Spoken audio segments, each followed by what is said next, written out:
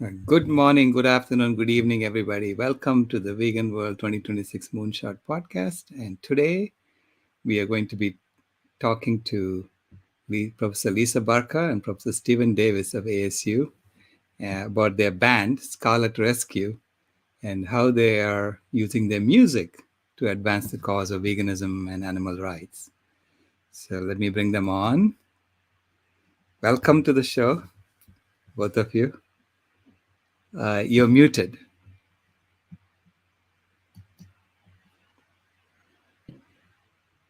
Hi, good morning. Sailesh. Good morning, Sailesh. Good morning, everyone. Thanks for having us today. Well, thank you for being here. Tell us how you got started in music. Well, I guess I can take that. So I've been playing for a long time. In the 90s, I was in a few different bands when I lived on the East Coast in Boston and New Haven in the indie scene back then. And I had left music for a while to go to graduate school and pursue this academic career. Mm-hmm. And then when I became vegan in 2017, I picked, and I'd always been playing, like I never stopped playing, but I just stopped, doing, regular performances or recordings. In 2017, when I became vegan, I took music back up in full force because I was just I just felt the urgency of getting this message out. Right. And I was very motivated to write new songs and to communicate with the public in this new way. So one of the first songs that I wrote around that time when I became vegan, by the way, I became vegan from seeing a video of a mother cow and calf being separated in the dairy industry. I'd been vegetarian for a really long time. And somehow that video and my eyes met, and it was just so soul crushing to me. And it was just one of the saddest things I'd ever seen. And I became vegan on the spot, never looked back. One of the first songs that I wrote around that time was Barbecue Protest, which we have a video for. And it's become a little bit of an underground vegan hit on YouTube and other platforms. And I've kept moving forward ever since then. Steve has been playing with me all along and is in the band as keyboardist, vocalist, and co-writer. And that's sort of the basics of our story up till today. How about you, Steve? How did you get started in this? Oh, well, I don't know. Long story short, let me just say that as a kid, music was a part of our lives, both at school and at home. But I don't know, it's kind of a lot of the traditional stuff, right? And sort of just let that go. And many years went by, and I met Lisa, and she had all these amazing. She was in grad school already at that time, but she had all these amazing songs, and I guess the story picked up there because I started to encourage her to bring those out again, right? And and then there we go. And then basically my story and Lisa's stories just came together, and we didn't want to create music that was just because it felt good or just because it was fun to perform. I mean, that's wonderful. Music can be magical in so many ways, but we wanted to dedicate it to trying to make change happen. How did you go vegan? Oh, you know what? I grew up on a farm in Illinois, and it was probably the farthest thing from my mind for most of my life, right? So that gives me insights into a lot of the resistance that I see from people today when they'll say things, oh no, I couldn't possibly, I grew up this way, or I'm a hunter or whatever. So we had hunters coming out to our farm all the time. It was, such a huge part of our lives just to kind of accept that was the way that things could never change, right? It was, I've got to say, it was, Lisa's influence more than anything that started, getting me thinking about it, about changing. But it wasn't because I didn't let her pressure me, actually. And when I started thinking about it for myself, it was also because for years I taught college geography courses where the math is pretty simple about how much many resources go into producing, meat production, and how much environmental damage results from that. So this is long before I was thinking of changing my own diet. I would tell students that, look, the vegetarians, well, back then it was mostly vegetarians that I knew about, really knew something, and that it wasn't right that people would make fun of them, and now, of course, with vegans. So I saw the math, I saw the science, and that was all clear, but I felt like in my own life, I felt like this addiction was too strong to overcome. And then I saw what Lisa had done with her life and so many others. And so I thought, okay, I'm going to see if I can try it. And I did it for my own reasons, thinking about the animals, but also thinking about the environment, about the earth. Of course, now we need to think about not just our own health, but the pandemics of the world all the time as well. So all of these things helped me to become a vegan and to take it very, very seriously. So did you also do that around 2017? Let's see, when was that? I think it was by about a year later. Yeah. I think by about mid 2018 he was completely plant-based. Yeah. So when did Scarlet Rescue start? So I started using that name in 2019 when I released the EP Animals and Other People that has on it Barbecue Protest, as well as other songs that we've released videos for, like Seeing Her, Being Her, that looks at exploitation from a feminist perspective, including in the dairy industry. So that was the name that I used. So it's both sort of like a stage name for me. Sometimes people assume that's what it is and they'll call me Scarlet, and that's fine. But it's also a band name. I guess it's both. I don't know, kind of like Blondie, BB and Deborah Harry is like the closest analog I could think of. It was collaborative though. Remember, I was pushing for it. You had your doubts initially, and I don't know about Scarlet Rescue. People think it's an animal rescue, and I said, "Fine, let them think." It kind of is. It kind of is. So, but then the band formed in 2020, and that's when Nathaniel Burns and Dylan Poppy, also vegan, came on board, and we became an all vegan punk band called Scarlet Rescue. And now we're even evolving beyond that. We're releasing this video today, Breakfast of Champions, but after that, we already have all this new material that we've already written, that we're in the process of recording, that is going to be yet a new stage of Scarlet Rescue that's going to involve some new sounds and new faces. So it continues to evolve. So tell us about the video you're releasing today. I'll let you start.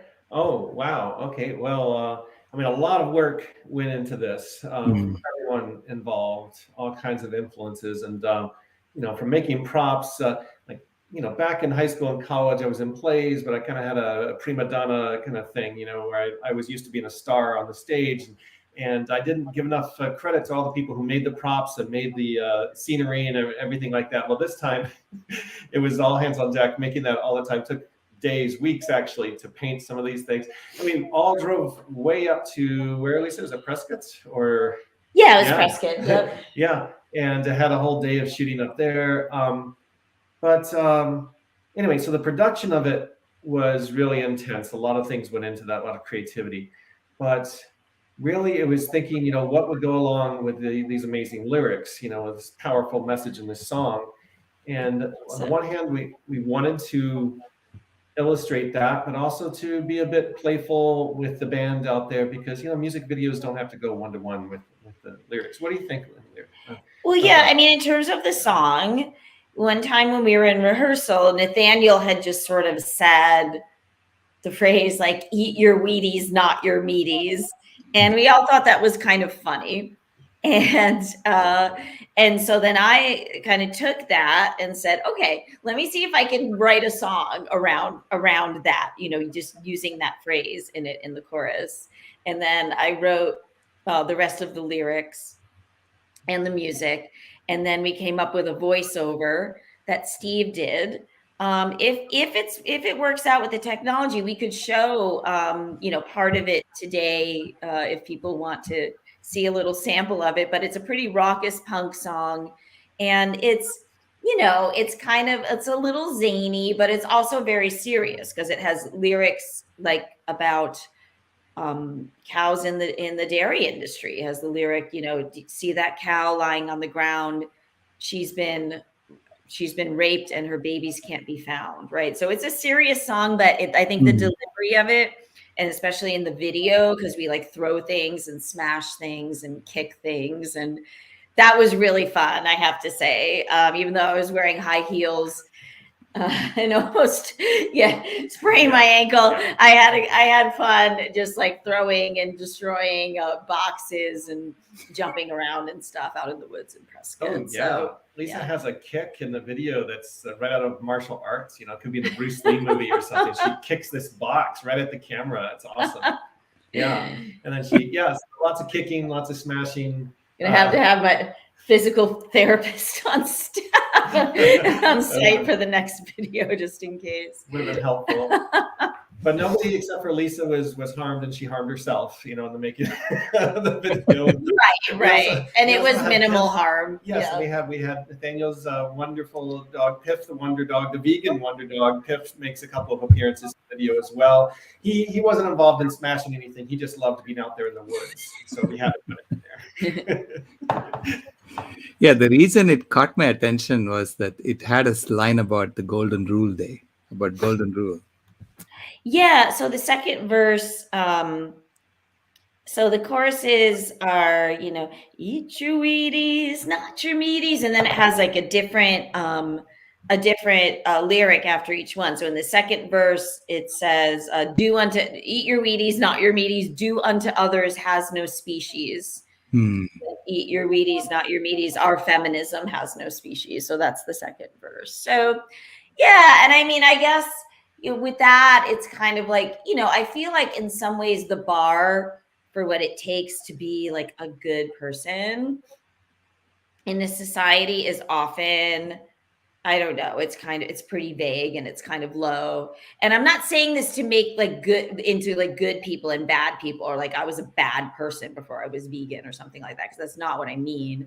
But I just mean our ideas of morality are often, you know, very convenient and let a lot of people off the hook, right? So it's almost like, you know, to be a good person, it just means that, I mean, for the most part, it's kind of like you're just, you know, you're not breaking the law, I guess. And maybe you do a couple of nice things every once in a while, like, which is great. We should do like nice, you know, acts of kindness to people. But, you know, almost everybody agrees like, oh, you should do unto others like you would want done unto yourself. And even though people don't even do that with humans all the time, obviously, but they're saying that over, you know, like a steak or a lobster. We mentioned lobsters in the song too. And, you know, and it's like, oh, really? Well, these animals are sentient. We know that now. Like the science is clear. Like there's no debate. I mean, there is no grounds for any kind of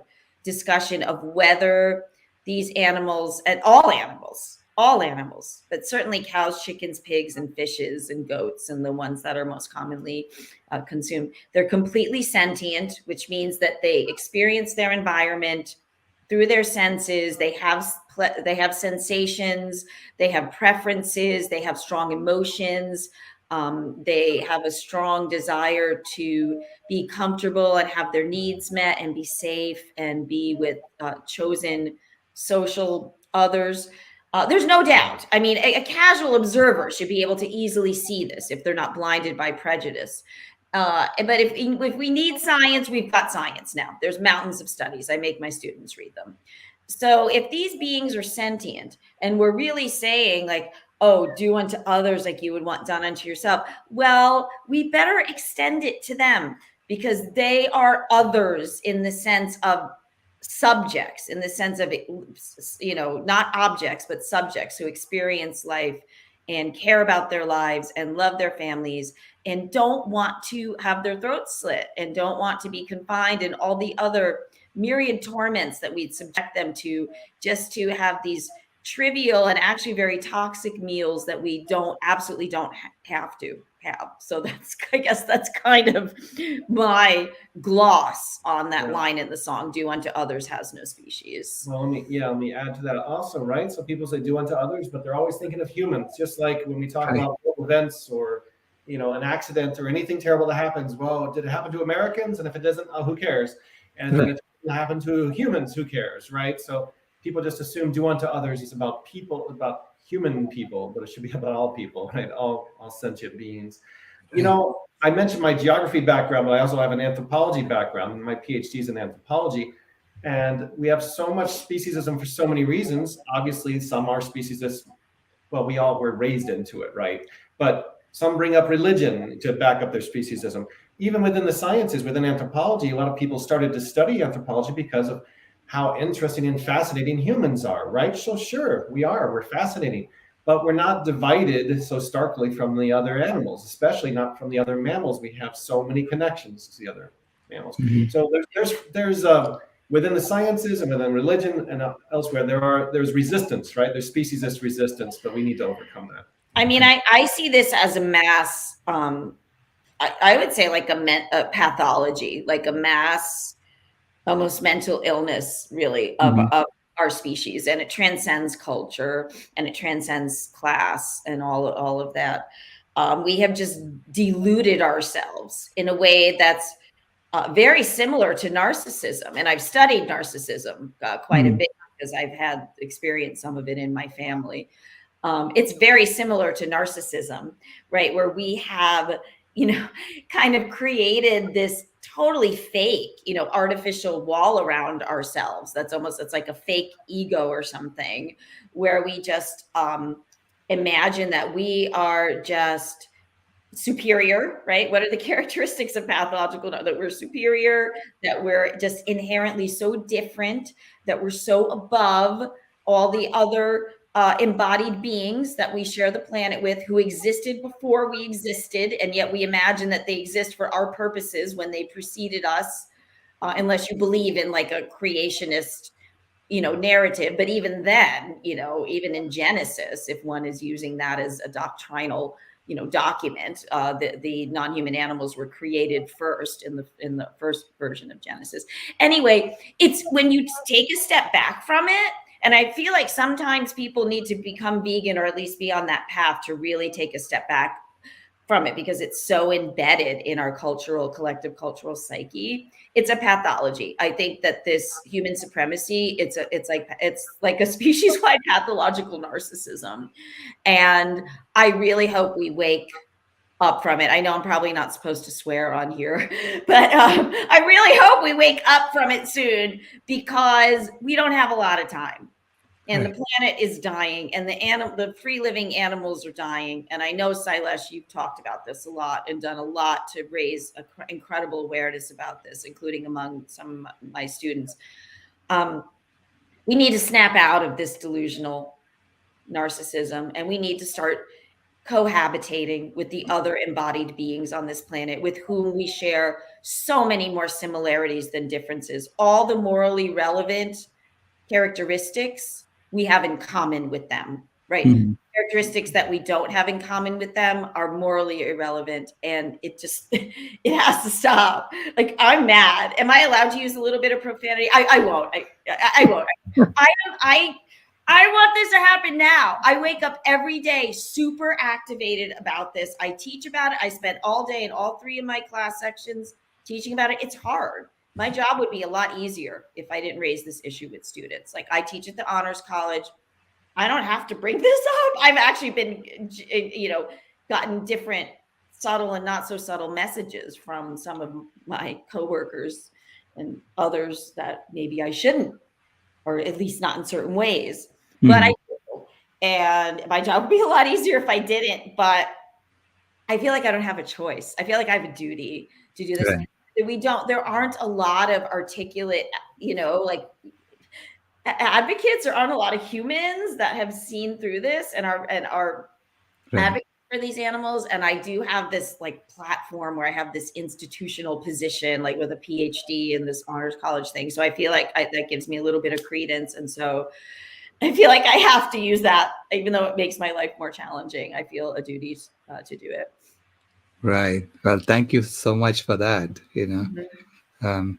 I know that you have an active campaign on vivisection within Mhm. ASU. Uh, Yes. Tell us about that. How did you start that, and what is going on within ASU? Yeah, so a lot of people don't realize that Arizona State University and many, although some have stopped, Mm. but I mean, some in Europe is way ahead of the United States on this, but almost all, I mean, barbaric. And again, I'm not using, when I use terms like barbaric and sadistic, I feel like people might respond and say, well, that's extreme language, or wow, that's really overblown, or that's like an excessive pathos. It's not. It's really not. Okay, if you look at what is done to millions and millions of animals in laboratories around the world, I'm sorry, I challenge anybody to actually look at videos, actually read accounts of what these people are doing, these scientists, and tell me that it's anything but barbaric and that it's anything but sadistic. I'm sorry, but I honestly believe that some of these people get enjoyment out of their total and utter domination of these defenseless beings and inflicting pain on them. I can't come to any other conclusion. Anyway, Well, they certainly and get a lot of benefits, economic and societal benefits out of it, right? money, Privileges. They get money. privilege out of being an abuser. Even if, and then a lot of them convince themselves they're not, because they say, oh, but we have these guidelines, we have these ethical, so-called ethical guidelines that we follow, and so then they think Right. they're off the hook. Then, literally, they think that that they don't think of the animals being on hooks and trapped in cages. But it's amazing. One thing though, whether these poor animals are being tormented within scientific laboratories or in mass, agricultural facilities, the confinement, the horrible treatment of being stuck in these small places and not understanding what's going on, something they all have in common.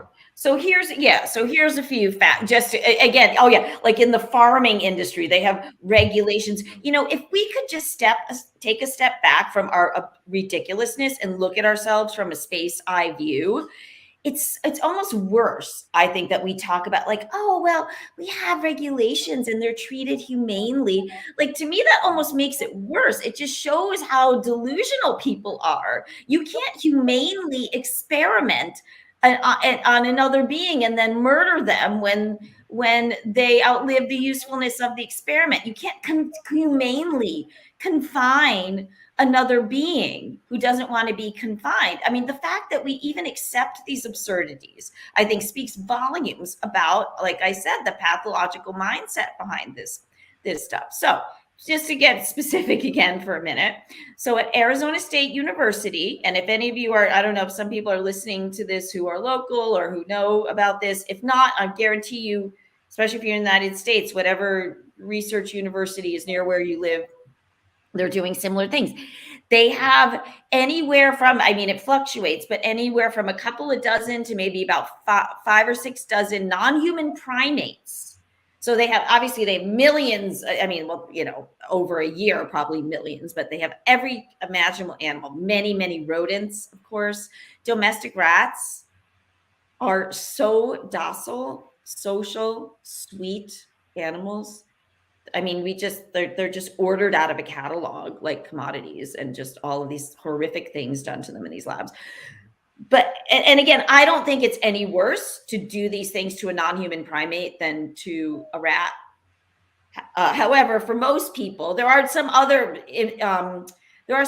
considerations, though, maybe ethically, that the lifespan of non-human primates is so much longer. So because the rats, their lifespan is only a couple of years. So even though, no matter how horrific it is, we have to talk about it in these terms because it's so bad. There's really isn't any silver lining. At least it will have to be at least somewhat short-lived because of their shorter lifespan. Non-human primates, they can live almost as long as humans. There are monkeys and chimpanzees that have been in laboratories for decades. Imagine that. These are beings that are so similar to us too. People claim to care about similarities.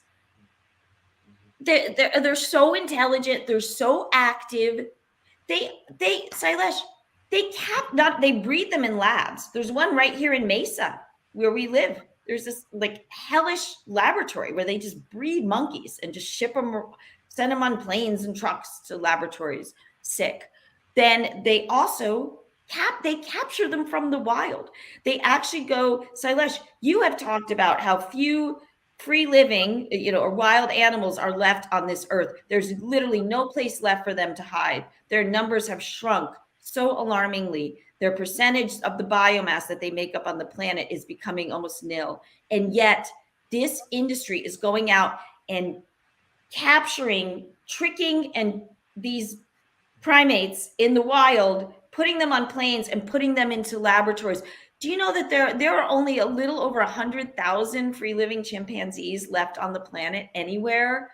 And there are way more than that in laboratories. We have so many more of these animals stuck in these infernal laboratories than we do in the wild. What are we doing? If that is not sickness, I don't know what is. So yes, we have a campaign at ASU.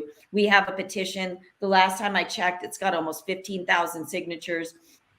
Students have written emails to the university president, Michael Crow. We've had outside people write letters to the university president, Michael Crow, and we get back form responses. Thank you for asking. We use animals in research because that we believe that's how science moves forward. Some BS crap like that. So we're going to keep going. We're right now, I'm meeting with the group and we're trying to develop some new strategies for the fall, but it's an outrage. Most students don't know. And when they find out, they're horrified. Like they can't believe that their university is imprisoning and using non-human primates in this way. So we're just trying to make it so that every single student knows, and it's hard. We're trying to find a way to take some meaningful action. It's going to have to go beyond letter writing and stuff like that, because we've done that and they don't care, because it's a business, folks. The university is a business. It's a corporation and they care about their bottom line. So unless we can have an impact on that or seriously besmirch the public reputation of the institution around this, I don't think there's going to be much change. So that's what we're trying to do. I mean, I was shocked when I discovered that these animal experiments actually do nothing to advance science. Right. Nothing to advance science. And so if Michael Crow doesn't understand that, and yet ASU is going around pretending to be the top research institution in the country, it's like, I better be careful. So I mean, to me, it's like, yeah, there's a lot of public rhetoric, and listeners can assess, how earnest it is. Right. Mm-hmm. But you said that Europe is far in advance of this and this issue. So what are they doing? It still goes on there, though. Actually, I may have exaggerated that a little bit. And there's a huge anti-vivisection movement, of course, in Europe as well. It's still going on, but there is a little bit more, because this is also, yes. So another couple of things to point out about these experiments. So two of the big arguments that supporters will make, and they've been doing this for decades, is that it's okay. Do we have time? Can I take apart some of these arguments? Should we talk a bit more about the song too? So we will. We will. But so people say, oh, it's necessary to help human medical developments, right? So two things there. Number one, it actually can be said to cause harm to humans, because the results that are gotten from these animals are not relevant to we're different animals. So there's the lack of relevance, and then sometimes things are approved or seem to work and go to the market, and there have been cases where people have been harmed because of false information that's gleaned from animal experiments. That's number one. Number two, the efficacy is beyond that is so nil. They've been curing cancer in rats since like the 80s. And when we say it's necessary, so I ask people, because students will say, so I'll ask them, like, if these were human beings that were kidnapped from their environments and put in a dark cage in a cold room with no window in an unbelievable tedium where they have nothing in their lives. They have no companions. They have no activities. They can't move. Their muscles atrophy. They have to eat whatever crap they give them.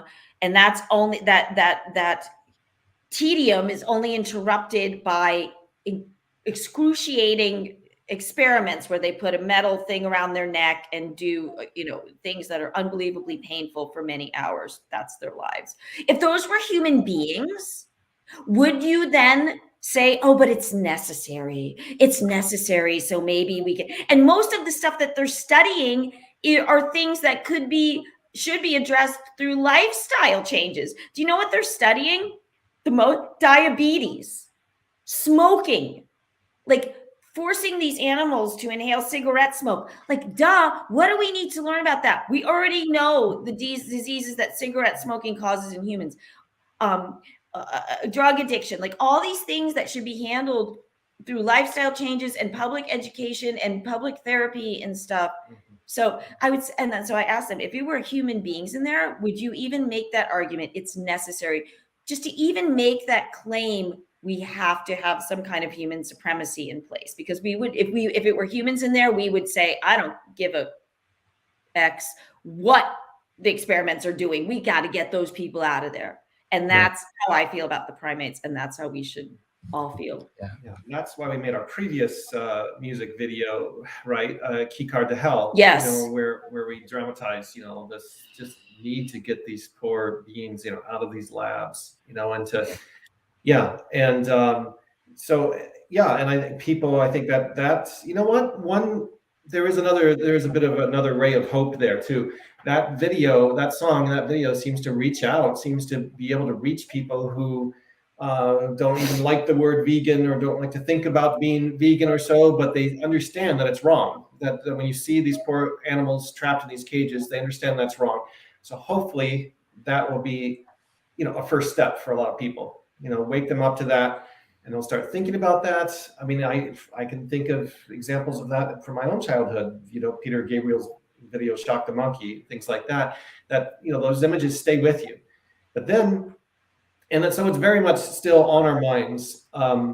But then we've got this, new video where really I think the dairy industry is much more of a focus, of this. I mean, we never forget the poor animals in the labs, but when you look at the props and you listen to the lyrics of our new video here, Breakfast of Champions, we highlight, these cows and calves. We show, we made mock-ups of milk containers, of dairy containers, with the poor little calf, the image of the calf on it, just like on the container, just like, they used to have the little children, the missing children, human children. Should we just show it? Should we not the whole thing, but maybe just about 20 or 30 seconds? I mean, we can give it a shot. Let's try. Okay. Yeah. Because I think if people can see it. So while Lisa's queuing it up, let me say too that title Breakfast of Champions is something that came up, but I also, Nathaniel and I immediately thought, hey, this is like Kurt Vonnegut's novel Breakfast of Champions, and we're thinking of that already. And so I reread that novel, and I think if he were a young man today and just starting out writing science fiction and all the novels, I think he would be vegan as well, because he does show a sensibility toward animals in that novel, and just a desire to wake us up to the mindless consumerism, to the way our world is heading, and we just seem to be hell-bent on destroying our world for consumerism, for fast food, and for petrochemical industries and things. A lot of people are aware of his Slaughterhouse-Five, an anti-war novel, also a sci-fi novel. He just pointed out the stupidity of humans. Look, he's a human, as we are, but we can point out the stupidity and the hubris and the narcissism of people. And so it's more in spirit than anything else that we resonated with him. And I grabbed lines and fragments of lines from throughout his novel and put it in here in the form of the voiceover, a couple of different voiceovers that you hear. Okay, let's see if we can play. So I've got it uploaded. Let's since we're releasing it post in a couple of hours.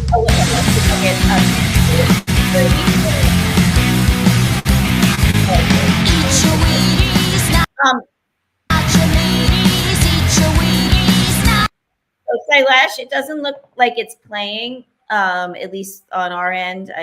Maybe I should just try sharing my screen instead of sharing the video from, because I uploaded the file. Maybe let me try maybe sharing my screen instead and see if that, because it looks like it's a very large file. So it might have a hard time playing on the platform. So let me get it on my screen. Yeah, that's the way to do it. Okay.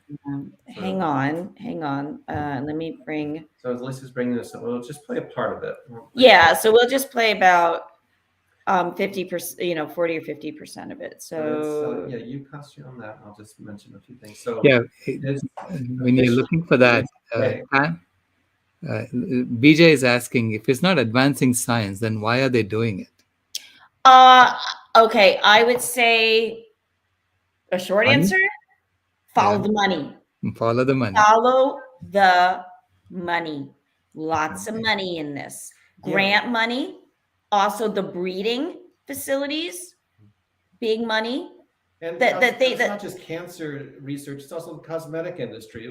Look through Target or any other major store and try to find.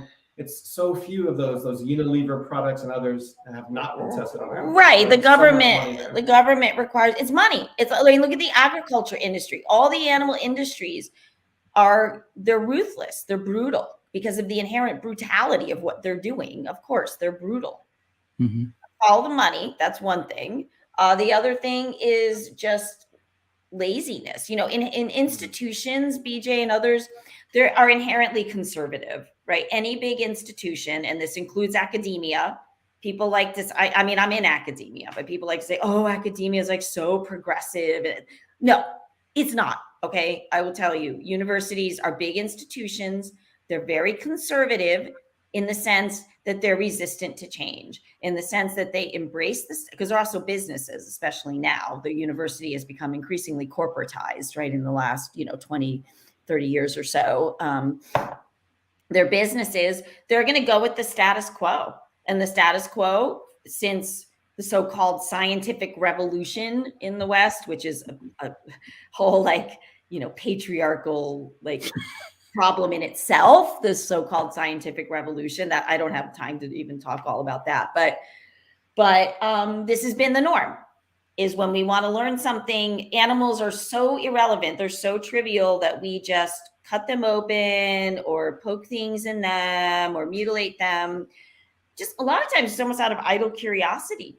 And so it also bolsters the ideology of speciesism, right? So anyway, I guess I could go on and on about this, but a short answer to the question is the money, and also just the conservative nature. And I honestly feel like some of these people enjoy it. I think that they honestly enjoy having complete and total domination over these beings and being able to do whatever they want to them, because there are no legal limits. Like, there's literally no such thing as an illegal animal experiment in the United States. If the researcher says they want to do X, whatever X is, they can do it. And I think there's some people that actually enjoy that. But there are a lot of people who have problems with it too, but they're afraid to speak out because there's this bullying culture and this almost frat type culture within that space of doing this, where if you're squeamish, then you're like, oh, you're a wimp, or all of that. So we're sending people into these medical professions who, the compassionate ones, right? I mean, it's not all medical, but the compassionate ones are going to get weeded out because they're like, oh, I can't do this. I can't go into this field because I can't do this to animals. Well, those are the people who maybe aren't going to end up going through and aren't going to end up entering, at least just in some part, are helping professions where I think we would want those characteristics in people. So I guess that's kind of a short answer to the question. It's like with the farming industry, it's like they follow the money and they just follow the status quo. Yeah. So do we have the video? Oh yeah, let me try. Let me try sharing my screen. Okay, let's see if it works. Looks like it's sharing infinitely small versions of the screen. No, maybe it's going to come up. Can you see? I don't know. Maybe we can just share the. Can you share the link to it? Are you releasing it today? We are releasing it today. It's going to be on Facebook and YouTube. In fact, it should already be live on both Facebook, on the Scarlet Rescue, on Facebook, on on YouTube, if you just go on YouTube and you search Breakfast of Champions, Scarlet Rescue, find it there. We or go to our YouTube channel, and you'll find it. I actually I have to put the link up on our main website still. But if you go to our website, www.scarletrescue.com, that's Scarlet with one T, so scarletrescue.com. If you go there, there are links at the top of the page to social media. So from there, you could go to our Facebook and you can go to our Instagram and our YouTube from our website. It does have a little bit of profanity in it. Just because it's a punk song. I think people can handle that. What do you think, Sailesh? Do you think no problem? Yeah, no problem. Handle a little bit of profanity? Because I feel like part of Scarlet Rescue's job is, so we have and we need a lot of different approaches within the movement. The way I am in the classroom, let's say I'm very direct, but I'm also like, I'm very like, this, I don't want, like yesterday when I had to teach in my human event class, which is not my animal ethics class, about this topic, and people get defensive. And so I have to say things like, I understand this can make people feel challenged about their personal habits, and that may be inevitable to some extent, but I want to minimize that. And I'm all like, this isn't about judging. I'm just trying to highlight some information. And that kind of thing seems to really help. But at a certain point, I feel like I need to take off my Clark Kent, like nice person approach and just let it fly. And so that's kind of when the videos come out. So that's why, and I feel like there's a lot of angst in the movement. I feel like a lot of us people say, oh, vegans have a reputation for being like so pushy or so that. In my experience, like, we're remarkably polite given the severity of what is going on and given how resistant people are to hearing about something so urgent, and also given how traumatized all of us are, at least to some extent, right? It's really traumatizing to sit with the magnitude of what humans are doing to other animals. So we're traumatized, at least to some extent. Some of us do specific work to overcome our trauma. I work on that in therapy, just managing my secondary post-traumatic response to what is done to animals, right? So, and then on top of that, in social situations, we're asked to be like super nice and act like we don't mind that people are exploiting animals. When, like, of course we mind. Of course we feel like they're doing something wrong. Of course we want them to stop, but we can't convey that. We have to be like, oh, no, it's okay. Eat your dead chicken flesh. Like, oh, no, that's fine. I totally get it. Like, it's too expensive for you. Like, like, it's just a lot to ask of vegans. And I think we're remarkably nice given that. So in these videos, I kind of take the kid gloves off. I guess that's a species thing, because kid gloves are like made from the skin of baby goats or something. But I take off the nice guy gloves or whatever, and it's like, look, mofo, like, just stop. Anyway, sorry. This is what you get when you ask me a question, people. Okay. Yeah, here's a question from Tammy. How do you integrate and protect your spirit from the backlash from colleagues? Oh, Tammy, what an amazing question. Thank you for asking that. You know what? Let me just add, to give an initial part of that response. Having the support of other really wonderful, spiritually sound and wise and intelligent vegan activists in the community, I think that helps so much.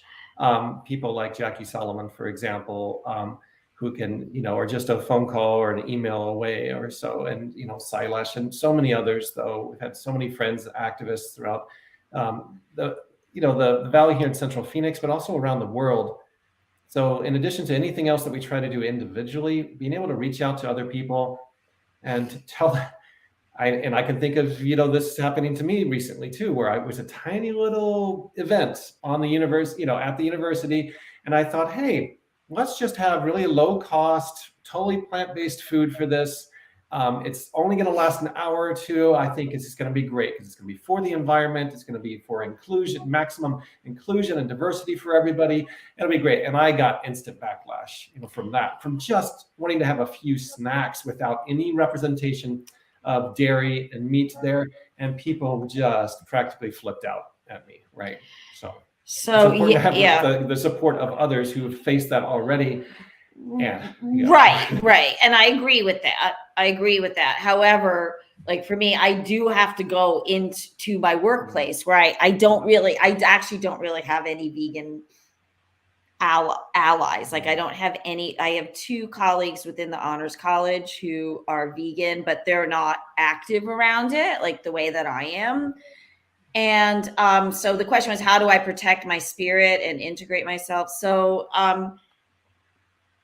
it's hard. Lots of times I do feel. So one thing I do is I actually don't talk about my veganism with my colleagues. I talk about it with my students. I just don't talk about it with my colleagues unless they ask, and they don't ask. They all know I'm vegan. I'm sure most, if not all of them, have seen like my music videos at some point. Like they all know how radical I am around this. They don't ask me about it. So it's kind of like a don't ask. I don't talk about it unless I'm asked, and I'm not really asked. So I don't really talk about it with them.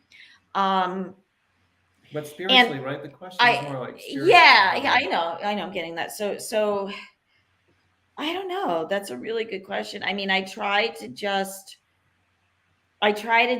stay focused on the duty that I feel to raise awareness amongst the young people around these issues, because I've had incredible effectiveness with that.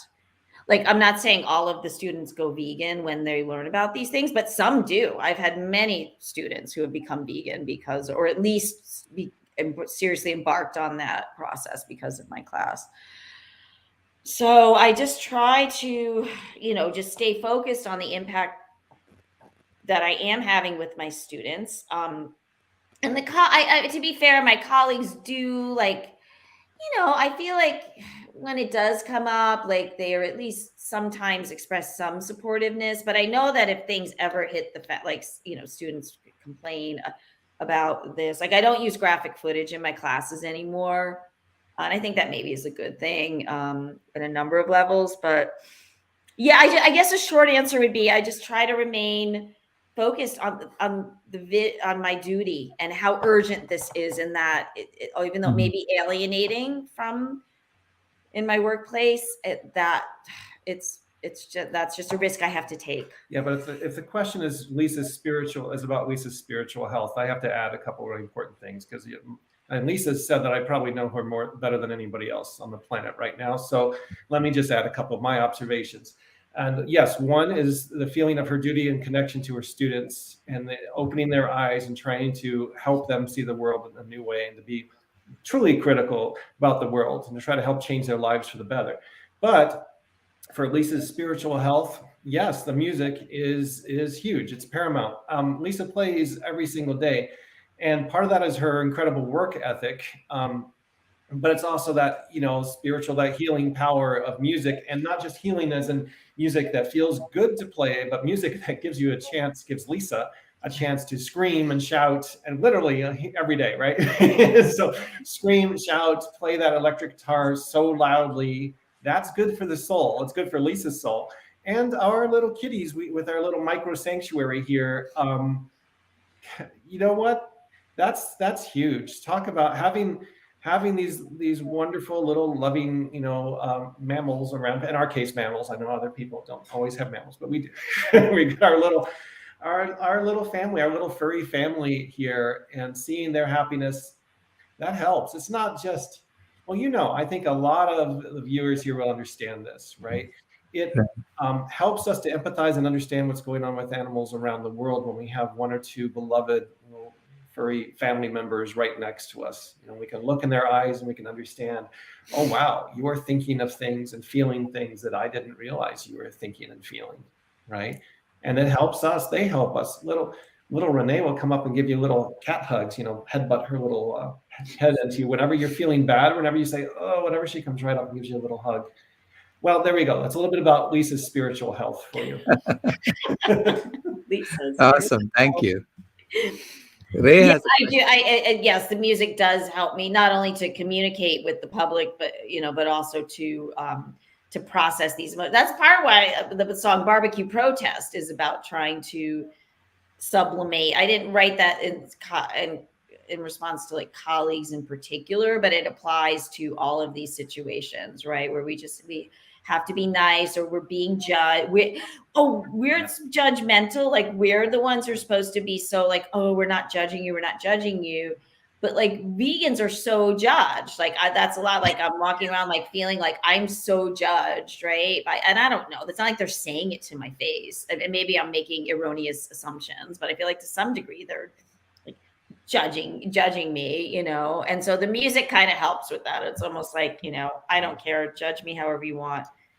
I'm right. I'm sorry. There is right and wrong. People like say, oh, there's this moral relativism. Oh, there's no right and wrong. Like it's all a moral spectrum.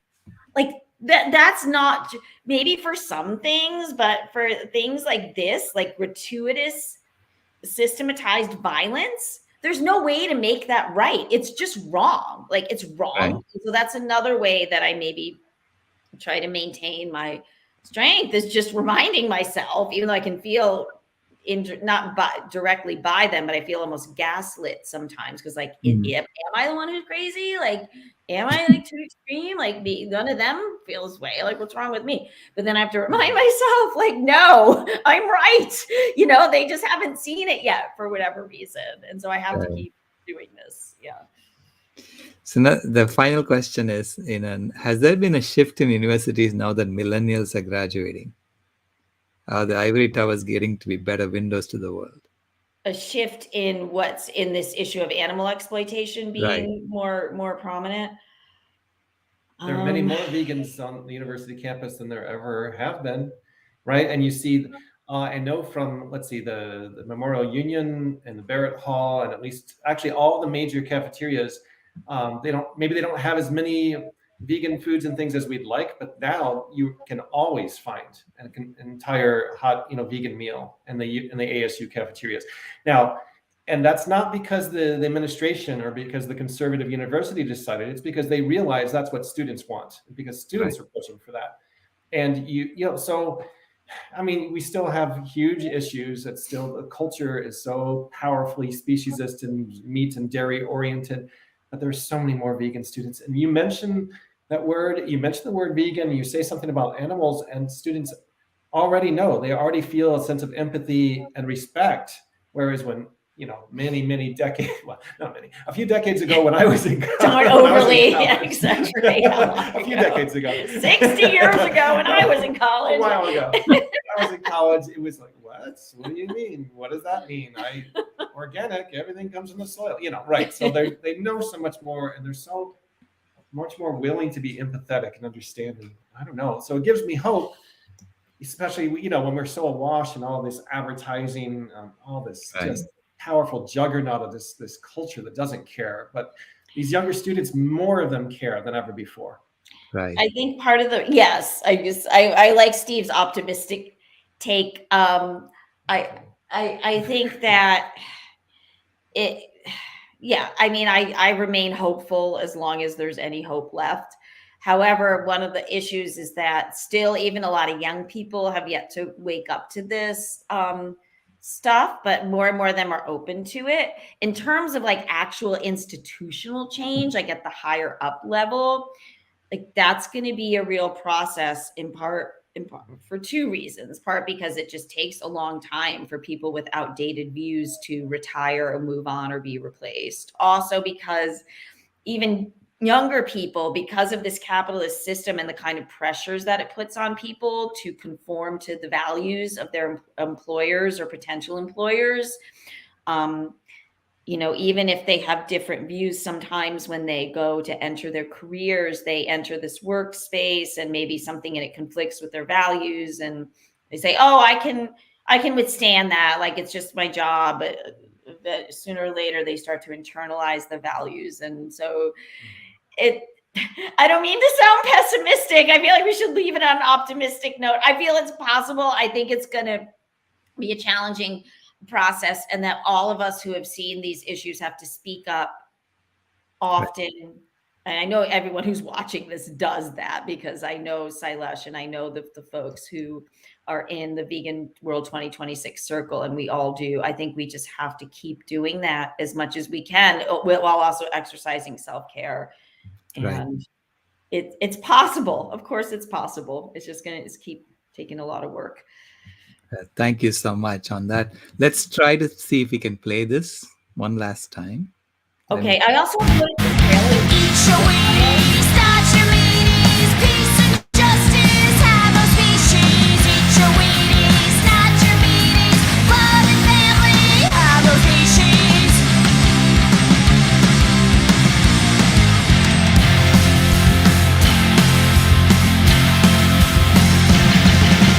Meat is disgusting and dairy is evil.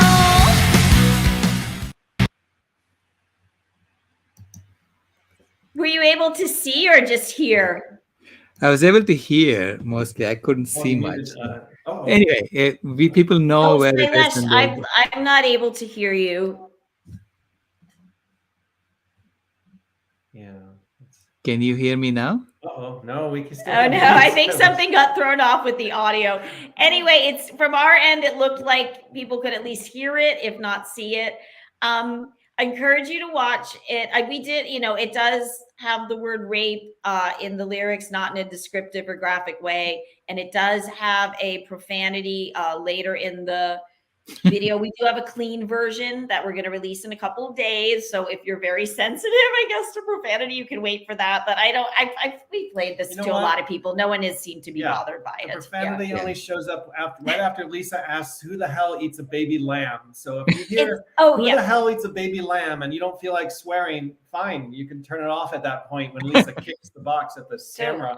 Yeah, I should say part of the reason why we're releasing it now, because it's been done for a while, is just in time for Easter, because every holiday, as people who are listening to this know, the animals are particular types of animals are killed particularly more than they are at other types of the year. Lambs, baby sheep, little animals that are used as symbols of innocence and loveliness and cuteness, and they're put on children's products, and they have this symbology in Christianity. Well, right now, millions and millions of them are being murdered so people can enjoy a trivial meal on Easter. And there is a line about that in the video, in case you want like a zeitgeist, like a seasonally specific reference. It talks about eating baby lambs in one line in the video. And that's where the swear comes in, because that's when I kind of lose it. Because people, stop eating baby animals. Just celebrate your holidays. There are other ways to celebrate. Wake up, stop. Because it's not graphic, right? We don't describe anything graphic. We don't show anything graphic. No.